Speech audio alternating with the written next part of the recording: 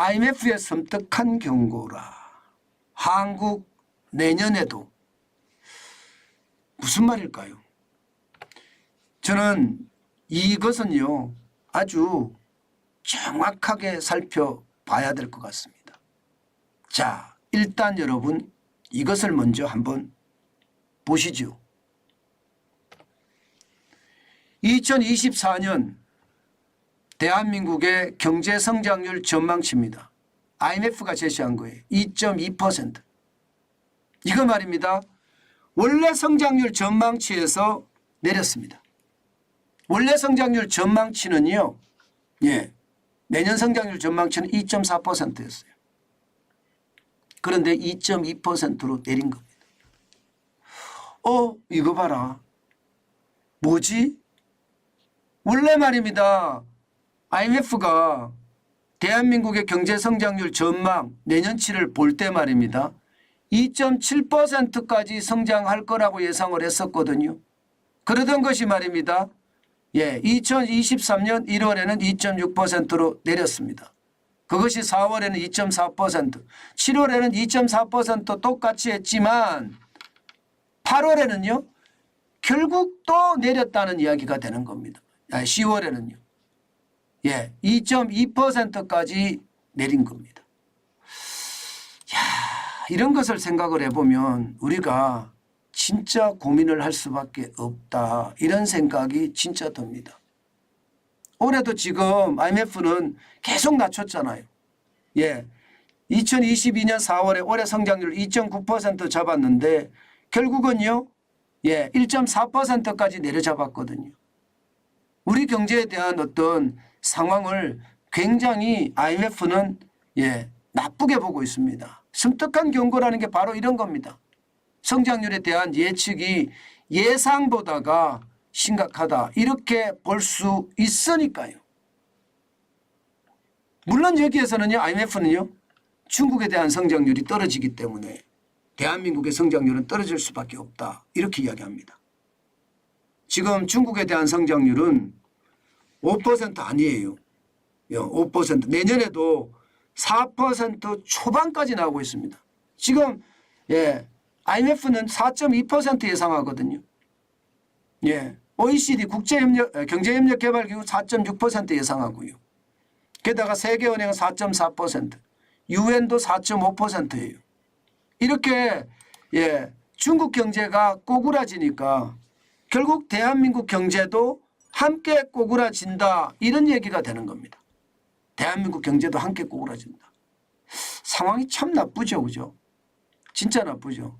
제가 봐도 굉장히 상황이 좋지 않습니다.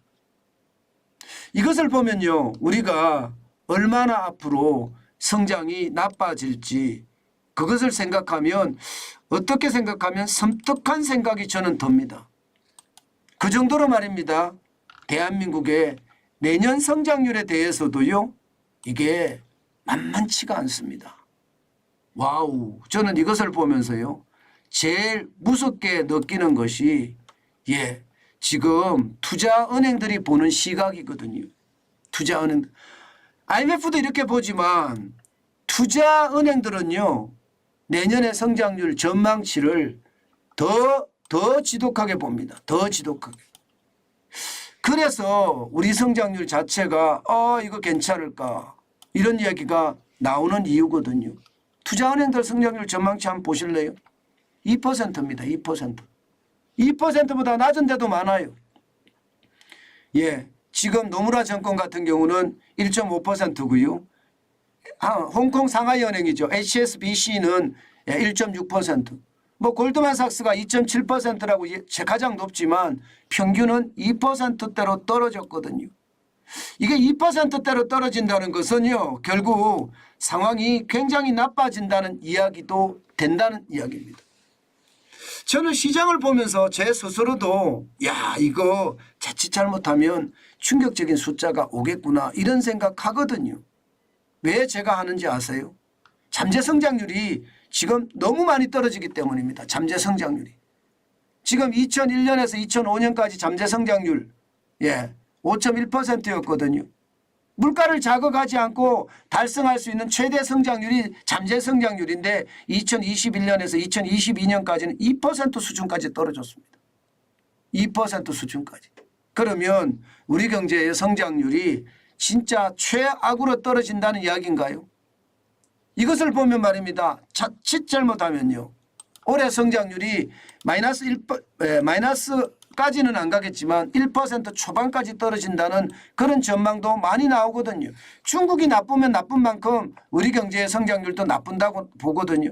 그러면 올해 성장률이 1%에서 1.2%에서 1.3%로 떨어지고 실제 국회 예산정책처에서는 1.1%까지 떨어진다는 예측을 하기도 했잖아요. 그런 차원에서 따지면 내년에 1.9%에 2%라 이런 상황이 나오면 지금 일반적으로 말입니다. 우리가 한 번도 경험하지 못한 그런 상황을 맞을 수도 있습니다. 무슨 얘기냐. 2년 연속 1%대의 성장이라는 한 번도 경험하지 못한 성장률을 만들어낼 수도 있다는 이야기입니다. 그만큼 상황이 굉장히 좋지 않습니다.